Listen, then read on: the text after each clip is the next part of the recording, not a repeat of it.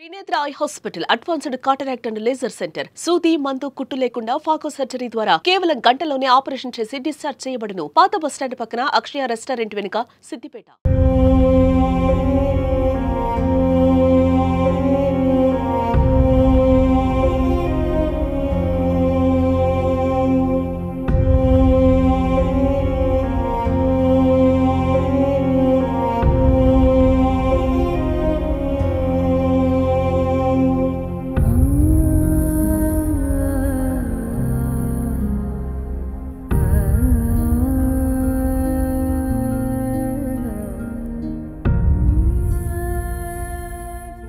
ప్రస్తుతం అయితే మనం సిద్దిపేట ఎల్కదుర్తి నేషనల్ హైవే పై ఉన్నాము. ఈరోజు ఉదయం అయితే ఈ యొక్క నేషనల్ హైవే పై అయితే ఘోర రోడ్డు ప్రమాదం అయితే చోటు చేసుకుంది. అతివేగంగా వెళ్తున్నటువంటి టిప్పర్ ఒక బైకర్ను ఢీకొట్టడంతో కూడా అక్కడికక్కడే కూడా ఆయన బాడీతో సహా నుజ్జు అయితే మృతి చెందడం అయితే జరిగింది. ప్రస్తుతం మనం సంఘటన స్థలంలో ఉన్నాము. కుటుంబ సభ్యులైతే కూడా పూర్తిగా వాళ్ళైతే ఒక రోధిస్తున్న పరిస్థితి ఉందంటే అప్పుడే ఒక 5 నిమిషాల ముందే ఇంట్లో నుండి కటింగ్ చేసుకుంటానని బయటికి వచ్చినటువంటి శ్రీనివాస్ అనే వ్యక్తి అప్పటిదప్పుడే మృతి చెందడంతో కూడా కుటుంబ సభ్యులైతే మాత్రం ఆ కన్నీరు మున్నీరుగానైతే వినిపిస్తున్నారు. చూడండి ఇక్కడ చిల్లా చెదిరిగానంటే పడి ఉన్న పరిస్థితి ఉంది. మొత్తం ఒక బైక్ మొత్తం కూడా ఆ నుజ్జు అయిపోయినటువంటి ఆ పరిస్థితి. ఇప్పుడు ఇక్కడ ఉన్నటువంటి స్థానికులు కూడా దీన్ని ఇప్పుడే పక్కకు పెట్టడం జరిగింది. ఇక్కడికి ఒక ఘటన జరిగిన కొద్ది క్షణాలను కూడా ఇక్కడ కాజీపేట ఏసీపీ గారు కూడా ప్రశాంత్ రెడ్డి గారు కూడా ఇక్కడికి రావడం అయితే జరిగింది. అసలు ఏం జరిగింది, ఇంట్లోకి వెళ్ళి ఎప్పుడు ఆయన బయటికి వెళ్ళాడనేది కూడా మనము తెలుసుకునే ప్రయత్నం చేద్దాం. కుటుంబ సభ్యులు అయితే ఘోరమైనటువంటి పరిస్థితి మొత్తం కూడా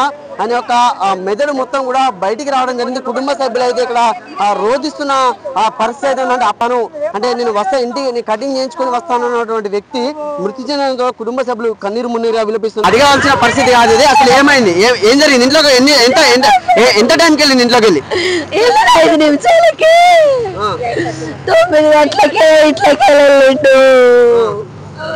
నా పుట్ట పిల్లగాడు ఉన్నాడు, కటింగ్ చేయించుకొస్తా అని. నేను పెళ్ళికి పోతా అన్నా, నేను నువ్వు నువ్వేమో అన్నాడు. నేను నిన్న పోయినా ఇయ్యాల నువ్వు అన్నాడు. ఆ పిల్లగాడికి కటింగ్ పెరిగింది. ముల్కనూరు పోయి కటింగ్ చేయించుకొస్తా అని వెళ్ళిండు. వెళ్ళిన 5 నిమిషాలకే ఇట్లా అయిపోయింది. నేనేం మాట్లాడను.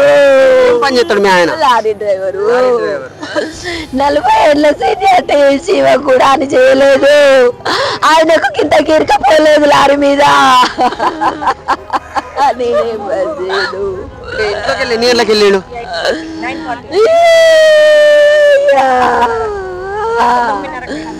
ఈ టైం చూడలే 9:30 అయింది కావచ్చు.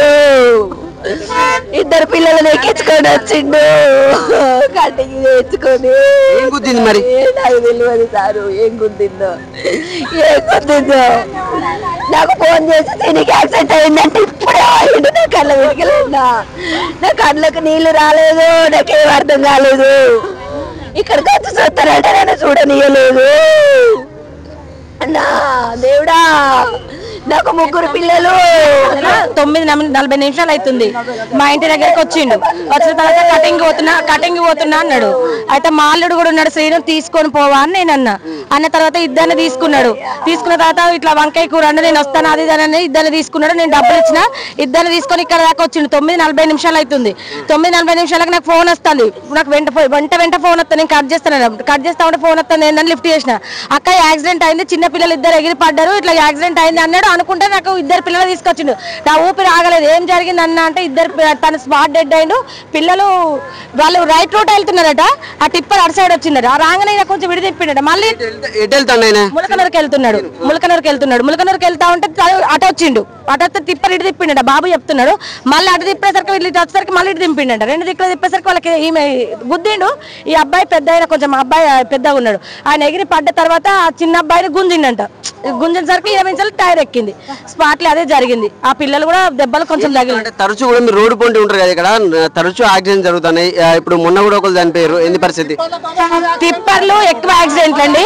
టిప్పర్లు నెక్స్ట్ వెహికల్స్ అధికంగా తాగడం వల్ల ఈ డ్రంక్ అండ్ డ్రైవ్ మామూలు వాళ్ళని డ్రంక్ అండ్ డ్రైవ్ పోలీసులు వాళ్ళు చేస్తున్నారు. మిగతా వాళ్ళకి మాత్రం ఎలాంటి డ్రైవ్ లేస్తాయి. ఈ టిప్పర్ల వల్ల మాత్రం చాలా మంది ప్రాణాలు కోల్పోతున్నారు. మన కార్లు స్పాట్ డెడ్ కారు. న్యాయం కూడా మాత్రం ఏది ఎలాంటి న్యాయం జరుగుతుంది. మాకు ఖచ్చితంగా స్పీడ్ బ్రేకర్లు గారు ఈ టిప్పర్ వాళ్ళను కొంచెం అదుపు చేస్తారా, లేదంటే డ్రంక్ అండ్ డ్రైవ్ పెడతారా, ఏదన్నా ఒక న్యాయం చేసి, చాలా పేద కుటుంబం అండి, చాలా పేద అతను చేస్తేనే వాళ్ళు తినాలి, వాళ్ళకి మాత్రం ఖచ్చితంగా న్యాయం జరగాలి. న్యాయం జరగాలి.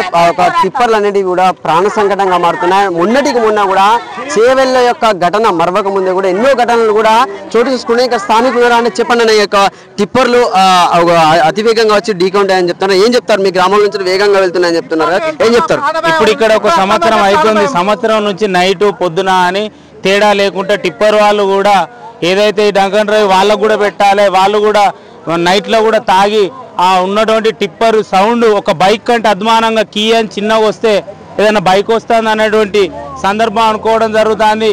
మాకు మొన్నటికి మొన్న విలేజ్లో కూడా ఒక అతను ఆన్య చనిపోయిన రోడ్ మీద వీళ్ళు గుద్దుతారు, గుద్దిన కాడ కూడా వీళ్ళు బండి ఆపరు. అదేదో ఇన్సిడెంట్ ఇక్కడ జరిగింది. 2 పిల్లలు ఇంకా బయట పడ్డరాళ్ళు. వీళ్ళు అనాథలైనటువంటి కుటుంబం, ఆ కుటుంబం కోసం విలేజ్ అందరం కూడా ఇక్కడికి రావడం జరిగింది. మేము ఏం కోరుకుంటున్నాం? ఆ కుటుంబానికి న్యాయం చేయాలి, 2 పిల్లలకు కూడా న్యాయం చేయాలి. ఆమె కూడా స్పృహ తప్పిపోయింది. ఒకటే కుటుంబం ఉంటుంది, ఆ ముసలామె ఉన్న ఆమె తప్పితే వాళ్ళ కొడుకు ప్రైవేట్ డ్రైవర్గా హైదరాబాద్లో డ్యూటీ చేసుకుంటాడు. వాళ్ళ పాపను వేరే కాడు ఉన్నది, ఆమె కూడా వస్తుంది. వాళ్ళు ఆర్థికంగా లేరు. వాళ్ళని ఏదైనా కూడా ప్రభుత్వ పరంగా వాళ్ళను కూడా ఆదుకోవాలి. భూమి జాగా ఏది లేదు. రోడ్ టిప్పర్లు పోతుంటే మీరు పోలీసులకు కానీ ఇతర అధికారులకు కానీ ఏమైనా కంప్లైంట్ ఇవ్వడం జరిగింది? అధికంగా వేగంగా పోతున్నాయి, నియంత్రించాలని. వీళ్ళని వేగంగా పోతున్నామని ఎన్నో సార్లు కూడా చెప్పడం జరిగింది.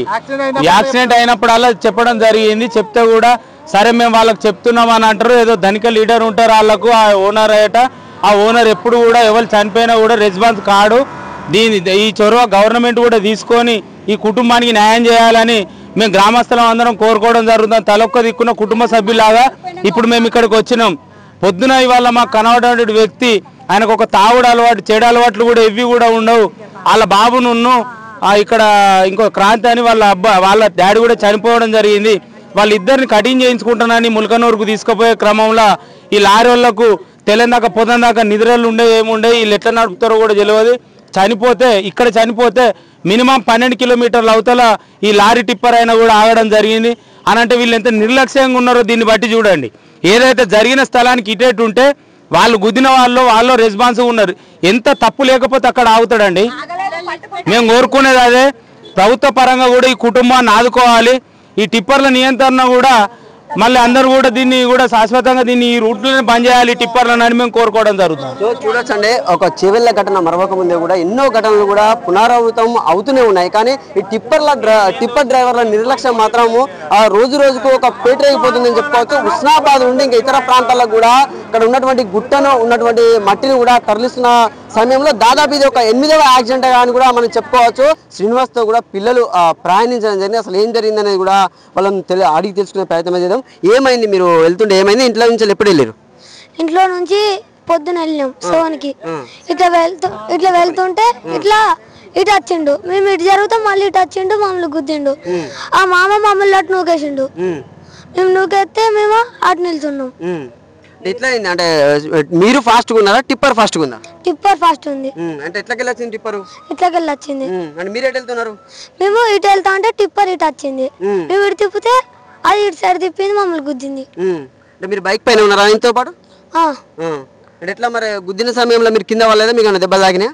తాకింది. అంటే ఇప్పుడు శ్రీనివాస్ మిమ్మల్ని పక్కకు నెట్టేసిండా? అంటే ఘోరం పరిస్థితి ఏంటంటే ఒక పిల్లలను కూడా అతను మరణించి ఒక 2 పిల్లల ప్రాణాలను కూడా అయితే శ్రీనివాస్ కాపాడడం అయితే జరిగిందని చెప్పుకోవచ్చు. ఒక శ్రీనివాస్ కూడా ఒక లారీ డ్రైవర్గా దాదాపుగా 40 సంవత్సరాల నుండి కూడా విధులు నిర్వహిస్తున్నారంటూ కూడా ఇక్కడ గ్రామస్తులు కుటుంబ సభ్యులు అయితే తెలుపుతున్నాడు. ఒక లారీ గుద్దే సమయంలో కూడా వాళ్ళ బైక్ పై ఉన్నటువంటి 2 పిల్లలను కూడా అతను ఒక పక్కకు నెట్టేసి అతను ఆ లారీ కింద పడి మాత్రం మృతి చెందడంతో ఇక గ్రామంలో మాత్రం విషాద ఛాయలు అయితే అలుముకున్నాయని చెప్పుకోవచ్చు.